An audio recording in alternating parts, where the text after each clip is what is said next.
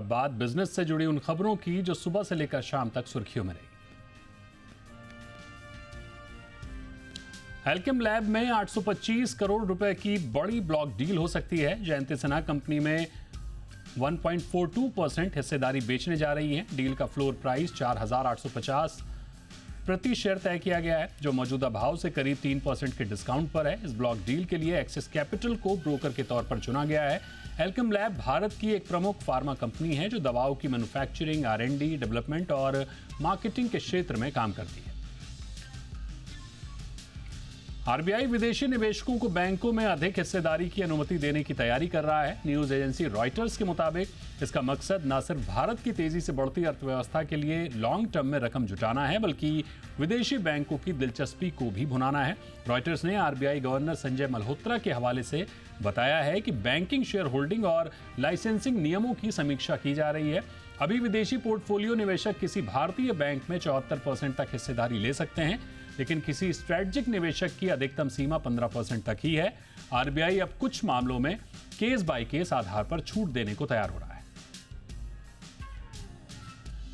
Cement company ने कीमतों में कटौती की है। न्यूज एजेंसी कंजेसिस ने डीलरों के हवाले से यह जानकारी दी है। रिपोर्ट के मुताबिक सीमेंट कंपनियों ने दक्षिण भारत में दाम घटाए हैं।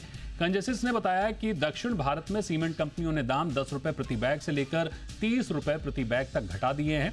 आंध्र प्रदेश और तेलंगाना में कीमतों में 10 रुपए से 20 रुपए प्रति बोरी की कटौती हुई है।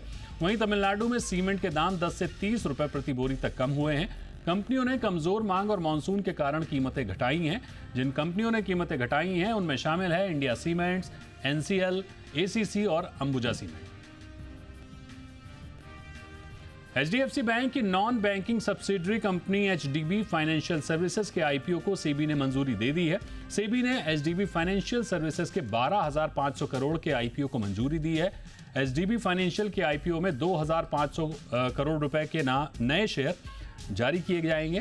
साथ ही इस इश्यू में मौजूदा शेयरधारकों की ओर से ऑफर फॉर सेल भी रहेगा। HDB financial personal loan, gold loan, business loan और ऑटो लोन जैसी फाइनेंशियल सर्विसेज प्रोवाइड करती है। कंपनी में एचडीएफसी बैंक की हिस्सेदारी 94.64% है। आरबीआई ने एचडीबी फाइनेंशियल को अपर लेयर एनबीएफसी की कैटेगरी में नोटिफाई किया हुआ है।